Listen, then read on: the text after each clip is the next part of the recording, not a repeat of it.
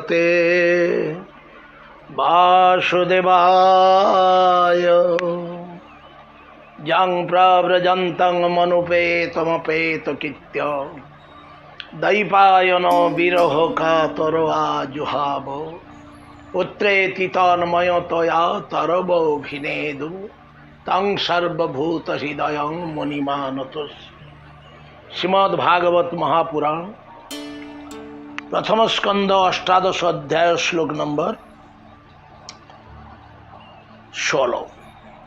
ऋषयोचो सबई महाभागवतः परीक्षेत येनापवर्गाख्यमदब्रबुद्धि ज्ञानेन वैयासकी शब्दितेन भजे खगेन्द्र ध्वजपादमूलम। शौनकादि ऋषियां सुत मुनि के चरण में अपने आप को समर्पण करते हुए जो प्रश्न पूछ रहे हैं,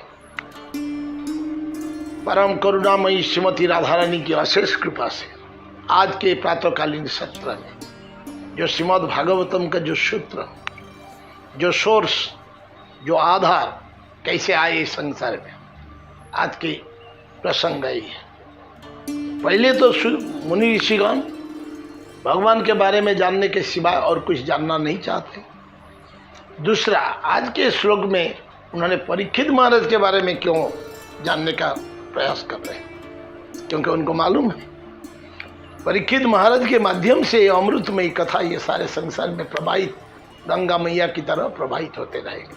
इसलिए परीक्षित महाराज के चरित्र के बारे में, उनका आचरण के बारे में, उनका कर्म पद्धति के बारे में श्रवण करने का प्रयास करें। तो उनका प्रयास होते हुए सुत मुनि गदगद हो गए और अपने को धन्य मानते हुए उन्होंने खुद गदगद चित्त में बोले, अहो वयं जन्म भृतोद्यस्म वृद्धानुवृत्त्यापि विलोम जाता दौष्कुल्यमाधिं विधुनोति शीघ्रं महत्तमानामभिधान योग्य। खुद को कृतकृत्य करते हुए उन्होंने बता रहे हैं कि देखो, नीच जाति में उत्पन्न होते हुए महात्माओं की सेवा करने के कारण आज मेरा जीवन सफल हो गया। आप सबको भगवत कथा श्रवण कराने का जो मौका मेरे को मिला है, ये साधुओं का संग, जो महापुरुषों के, सत्पुरुषों के एकमात्र आश्रय भगवान का नाम जो लेते हैं, उनका सान्निध्य में मेरे को भगवान के बारे में बताने का जो मौका आप लोग दिए हैं। तो आप लोग कृपा करके आप सुनिए ये जो महान गाथा श्रीमद् भागवत।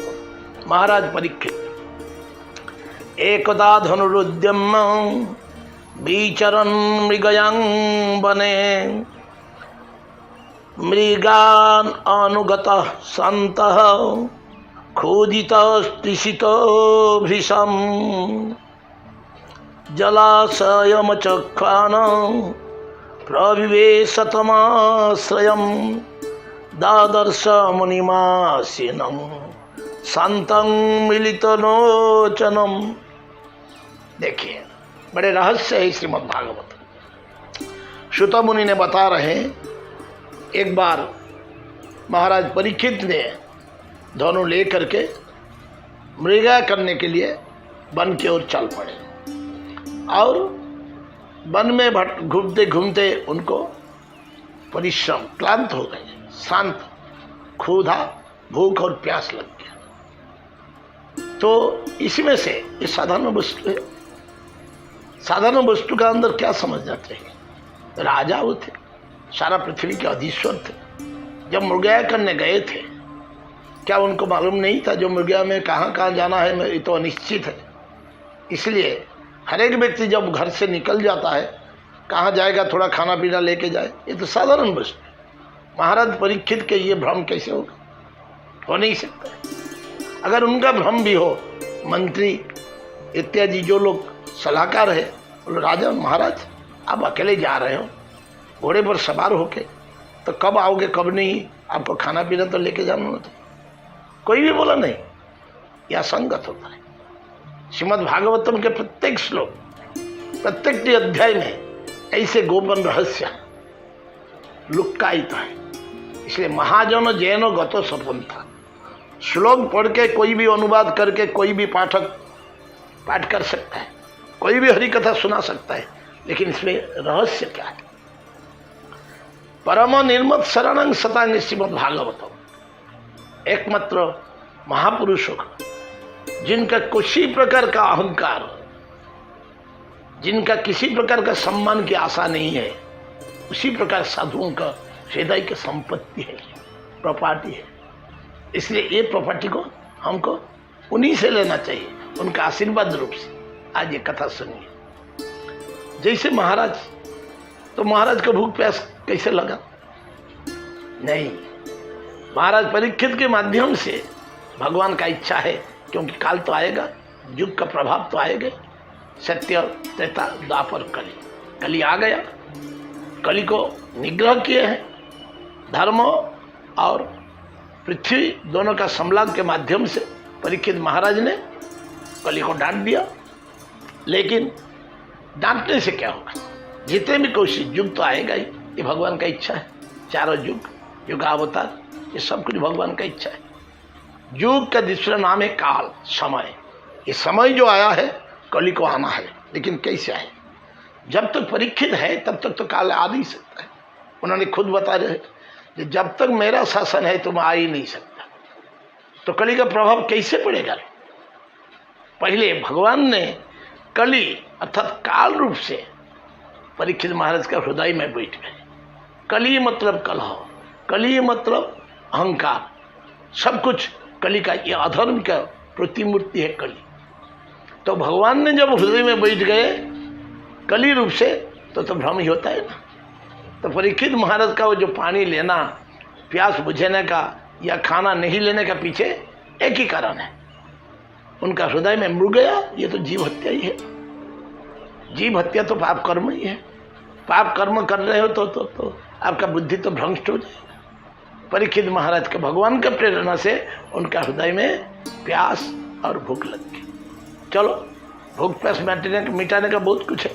जलाशय है, वृक्ष है, फल है, सब कुछ है।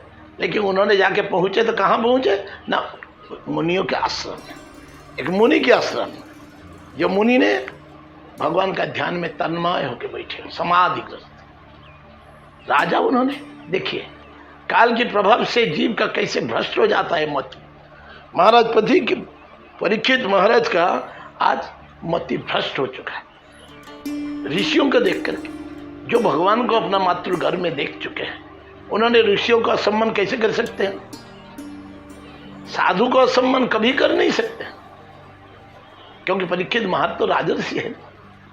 जो राजर्षि धर्म को सुरक्षा किए हैं, वो कैसे अधर्म का पक्ष ले सकते हैं? वो कैसे अधर्म के मार्ग पर चल सकते हैं? कभी नहीं हो सकते। लेकिन उनका हृदय में भगवान काल रूप में अवस्थान कर चुके हैं, इसलिए उनका हर एक कर्म में अपना शुद्ध बुद्ध कोई हिसाब नहीं। तो मुनि को देख करके उनका दंडवत प्रणाम करना चाहिए, साधु का सम्मान करना चाहिए। ये साधारण काटसी है, साधारण एटिक्वेट है, शिष्टाचार है। तो महाराज परीक्षित जैसे शिष्ट व्यक्ति आचार्यहीन कैसे हो गए? ऋषियों को प्रणाम करना तो बहुत दूर की बात था, लेकिन उनका अहंकार उसको ग्रास कर लिया। कली अधर्म का वंशधर है अहंकार। अहंकार उनको ऐसे ग्रस्त कर लिया, उन्होंने सोचे अपने को बड़ा। ये सारे संसार में जो भी अपने को बड़ा समझते हैं, दूसरे को छोटा समझते हैं, ये अधर्म है। सारे संसार में सब कोई जीव भगवान का संतान है, कोई बड़े कोई छोटे नहीं है। समोहं सर्वभूतेषु, ये साधु का दृष्टि है। असाधु व्यक्ति सदा सर्वदा अपने को बड़े समझता है और दूसरे को छोटा समझता है।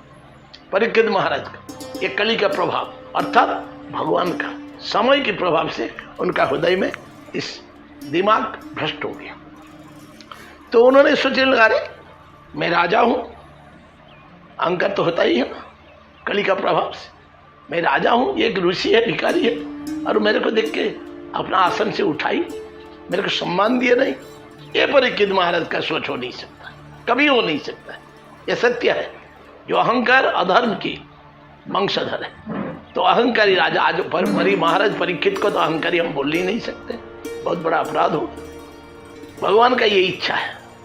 ये श्रीमद् भागवतम की जो मूल स्रोत है, क्यों ये संसार में आएगा, सारे संसार को सच्चाई के मार्ग पर मार्ग दिखाने के लिए। ये मार्ग प्रदर्शक है श्रीमद् भागवतम, साक्षात भगवान है।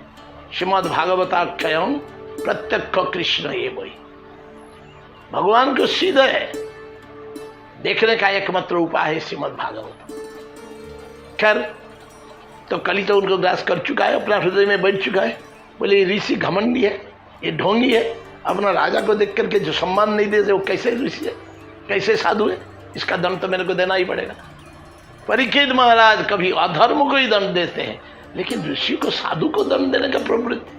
देखिए, एक एक चीज को समझने का ध्यान दीजिएगा, ये श्रीमद् भागवतम के रहस्य।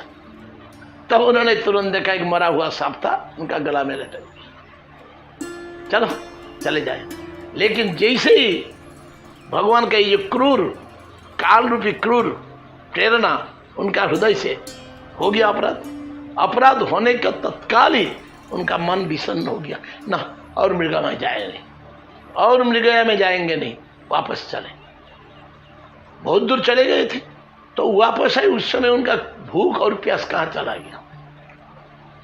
ये काल के प्रभाव, उनका भूख और प्यास, ये भी काल के, समझ में तो ज्यादा समय जाता है, भूख लगता है, ये भी समय का प्रभाव। तो उस समय से राजप्रसाद में आने तक जितना समय लगा, उसका अंदर भूख प्यास कहाँ चला गया, ये सत्य है।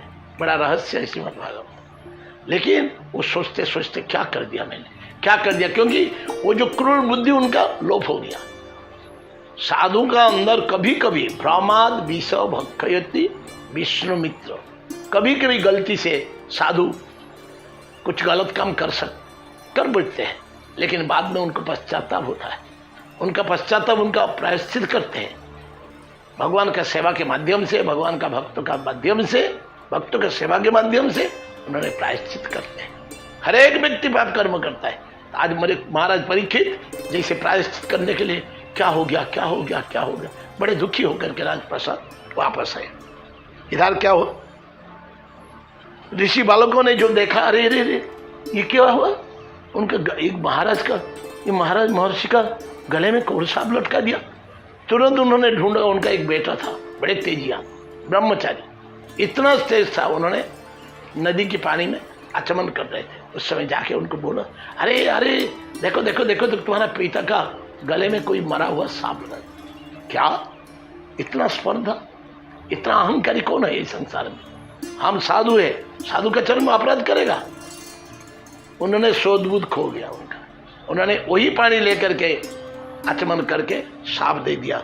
जो अगर सत्य में ब्रह्मचारी हो, तो जो व्यक्ति ने इस अपराध किया है, मेरा पिता के गले में मरा हुआ सांप लटका दिया, वही सांप की जो राजा तक्षक भयंकर है, वही तक्षक रूपी महासर्प आज से 7 दिन का अंदर उसका दंशन करेगा, उसका घमंड चूर चूर हो जाएगा। 15 श्रीमद् भागवतम की साफ हो गया।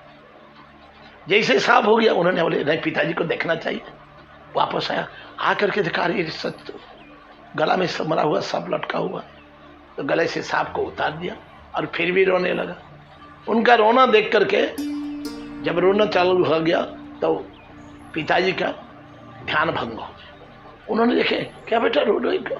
ना रे, आप जानते नहीं है, आप ध्यान कर रहे थे, आपका गला में कोई सांप लटका दिया। इसमें कौन सा बड़ा बात है, कोई सांप लटका दिया, निकाल दिया ना। ना खाली निकाल दिया नहीं, जो व्यक्ति ने इस प्रकार क्रूर कर्म किया है, उसको मैंने ही सांप दे दिया। अरे तू सांप दे दिया, तू जानता है कौन ये सांप लटकाया था? बोले नहीं ना। अरे अज्ञानी बालक, तेरे को ये जो शक्ति मैंने दिया था, अनधिकारी तू है, तू जानता नहीं है।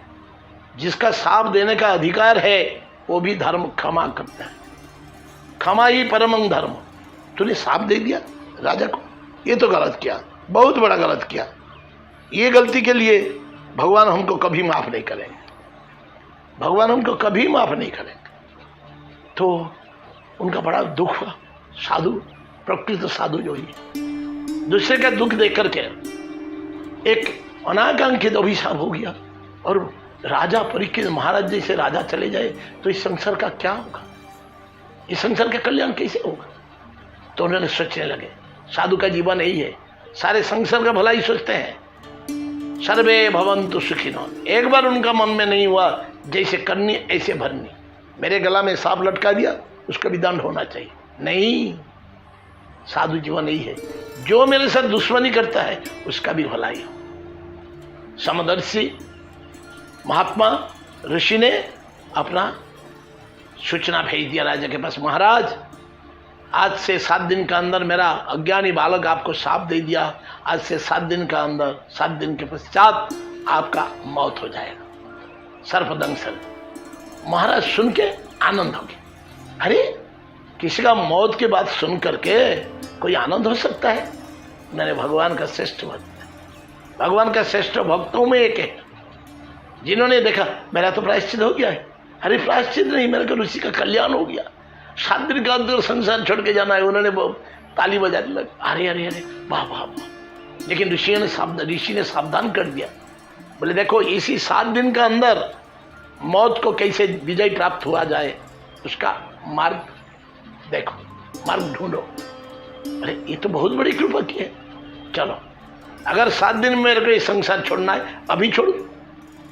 ये संसार में हम समझते नहीं है, सोम से शनिवार तक 7 दिन होता है, कभी भी ये शरीर छोड़ के जाना है, तो जहाँ छोड़ के जाना है उसके प्रति आसक्ति रख के हम दुख के भागे क्यों।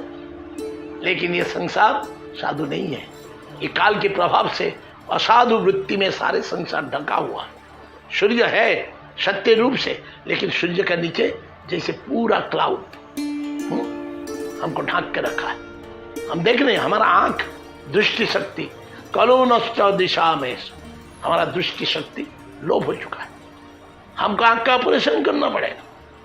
वही आंख का ऑपरेशन कर सकता है जिन्होंने सत्य वस्तु को देखता है। अज्ञान अतिमिरांधस्य ज्ञान अंजन शलाकया चक्षुरुन्मीलितं येन तस्मै श्री गुरवे नमः। महाराज परीक्षित देख रहे हैं, वाह, सारे संसार को तत्व मुहूर्त में त्याग करके बस चल दिए कहाँ, वही परम पद। कौन सा? वैकुंठ पथ पर नजदीक में गंगा माता के किनारे आज भी वही सुखताल है, वहां जाकर के प्रायण उपवेशन, ये प्रतिज्ञा है। आज 7 दिन जिनको मृगया करने में भूख प्यास लगा था, 7 ही दिन उन्होंने ना कोई पानी पिया ना कोई खाना खाया। कैसे चमत्कार है, ये व्रत है। व्रतानि चेरे हरितोषणा। महाराज आज परीक्षित एकांत रूप से ध्यान में बैठ गए। सारे संसार में सब कोई को पता चल गया, अरे हमारा प्रिय महाराज आज सब राज्य छोड़ करके अपना बेटे को राज्य, जन्मजय को राज्य समर्पण करते हुए सब कुछ से मुक्त होकर के उन्होंने चल गए, मलबत त्याग किया, स्टूल जैसे त्याग करे, दोबारा पीछे देखेंगे नहीं, एक ही बात। तो समस्त ऋषि, अरे राजा चले जा, हमारे इतना प्रिय राजा, सब ऋषियां जा करके वहां पहुंच गए, सब कोई।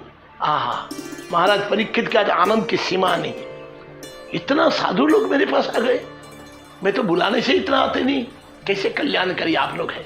साधु ही संसार का कल्याण का मार्ग दिखाते हैं, और इतने साधु को देख के उनका हृदय इसे आनंद में उमड़ आया, तो सबका चरण वंदना करते हुए सबको बैठा करके प्रश्न पूछने लगे, मेरा क्या गति होगा, इतने ऋषियों आए हैं, इतने साधु आए हैं, आप लोग कृपा करके बताइए, आज 7 दिन के बाद मेरा मौत होगा, ये मौत से विजय प्राप्त होने का मेरा मार्ग क्या है। ऋषियों ध्यान योगी और अष्टांग योगी, बहुत सा योगी है, लेकिन भक्ति योगी उसमें बहुत कम थे, क्योंकि भक्ति अलग वस्तु है, सबके परे है। तो सबको ही अपना अपना मार्ग बताए, लेकिन कोई चीज परीक्षित महाराज को ठीक पसंद नहीं हुआ, बोलना इसमें तो हो नहीं सकता है, क्योंकि उन्होंने खुद भगवान को अपना मातृगर्भ में देख चुके हैं। तो उनको भगवान का कृपा भी ना, ये जो ऋषियां, जो साधु लोग जो नाना प्रकार का आज परामर्श देते हैं, ये परामर्श में सारे संसार के लोग भटकते जाते हैं। कौन सा धर्म करना चाहिए, कौन सा नहीं करना चाहिए, कौन सा व्रत करना चाहिए, कौन सा व्रत नहीं करना चाहिए। जिनका कृपा छाया में परीक्षित महाराज है, वो तो गलत मार्ग पर चल नहीं सकते। तब जब उनका प्योर डिजायर हुआ, जो मेरे को सच्चाई रास्ता पर चल के मेरे को अंतिम मार्ग पर, फाइनल डेस्टिनेशन, मेरे को वहाँ पहुँचना चाहिए। तो भगवान ने अपना हृदय में उनका ददामी बुद्धि जोगम तंग ये न माम उपजानती थे, भगवद गीता। भगवान ने अपना प्रिय भक्त सुखदेव गोस्वामी को भेज दिया। जैसे चारों तरफ जुगनू का सामने पूर्ण चंद्रमा जैसे उदय हो गए सुखदेव गोस्वामी महाराज की जय। आ गए, देखते ही गुरु शिष्य का अंदर ऐसे भाव विनिमय हो गया। शिष्य पर यही मेरे पथ प्रदर्शक और गुरु जी रूप से सुखदेव गोस्वामी यही तो श्रोता बिना वक्ता का आनंद कहाँ से आएगा। आज श्रीमद् भागवतम सारे संसार में विनिमय होता है, अर्थ के विनिमय। ये लोग समझ नहीं सकते हैं, श्रीमद् भागवतम रूपी अमृत वस्तु का किसी प्रकार विनिमय नहीं होता है। ये जो पद्म पुराण में बोले हैं श्रीमद् भागवत में इतना चाहिए, इतना चाहिए, इतना चाहिए, खाली मनुष्य को आकर्षण करने के लिए। अदरवाइज श्रीमद् भागवतम अनमोल चीज है, इसका किसी प्रकार विनिमय हो नहीं सकता। इसका चाहिए श्रोता और वक्ता दोनों, दोनों का अंदर किसी प्रकार का भौतिक संसार का कोई वासना लेस मात्र रहे, वो भागवतम ना सुन सकता है ना बोल सकता है। दर्शन करते ही गुरुदेव के श्रीचरण पूजा करके बस बैठ गए एकांत रूप से।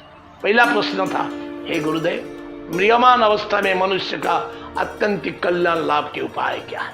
और सुनते ही सुखदेव हृदय में बस से इष्ट वस्तु को उन्होंने ध्यान में ला करके गदगद होकर के उन्होंने बोले, बुद्धि सत्तम हे राजन। यही शुरू है श्रीमद् भागवतम। भगवान की अशेष कृपा होगा तो अगले सत्र में हम श्रीमद् भागवतम का क्रमान्वयन में इसका जो रहस्य है आप सबको बताने का कोशिश करें। आज के लिए यही विराम देते हैं। बोले जय जय श्री राधे श्याम। श्रीमद् भागवतम की जय, शुक मुनि की जय, परीक्षित महाराज की जय। धन्यवाद सर।